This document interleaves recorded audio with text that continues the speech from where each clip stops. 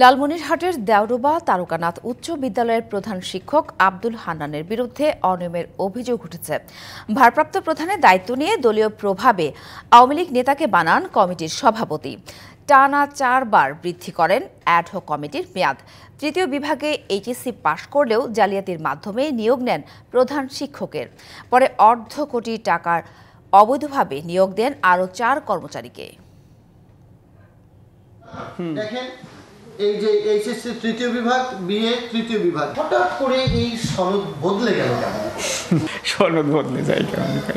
ফলাফল বদলায়নি, ফলাফল থেকে আছে। আব্দুল হান্নান 1990 সালে সহকারী শিক্ষক হিসেবে যোগ দেন আদিপুরি উপজেলার দেওরুবা তারকনাথ সরকার উচ্চ বিদ্যালয়ে। আমার বক্তব্য তো আমি যেটা আছে সেটাই আমি দাখিলকৃত সনদপত্রে দেখা যায় তিনি এইচএসসিতে দ্বিতীয়, এইচএসসিতে তৃতীয় এবং বিএ কোর্সে তৃতীয় বিভাগে উত্তীর্ণ।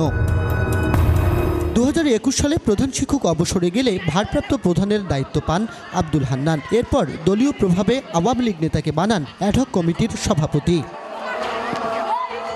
বিধি না মেনেই কয়েকবার মেয়াদ বাড়িয়ে গোপনে অনুমোদন নেন পূর্ণাঙ্গ কমিটির।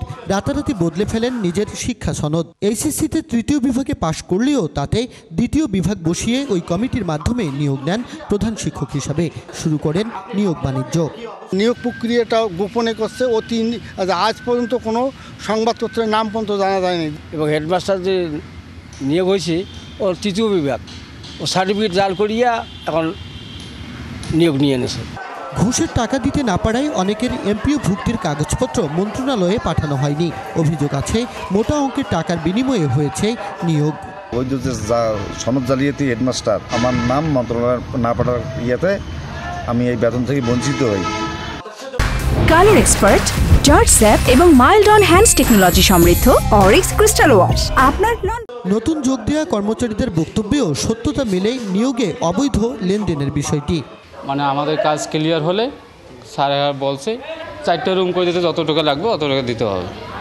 বিধি বহির্ভূত এসব কাজে অন্য শিক্ষকদের যোগসাজশ থাকার অভিযোগ উঠলেও নিজেদের নির্দোষ দাবি করেছেন অভিযুক্তরা। ফ্রি এবং ফেয়ার হয়েছে এবং এখানে কোনো ধরনের তহবিলের প্রতি কোনো কথা নেই। শুধু আমরা শুধু ব্যাংক ড্রাফট যেটা ছিল সেটা। যদিও সব অভিযোগ অস্বীকার করেছেন প্রধান শিক্ষক আব্দুল হান্নান।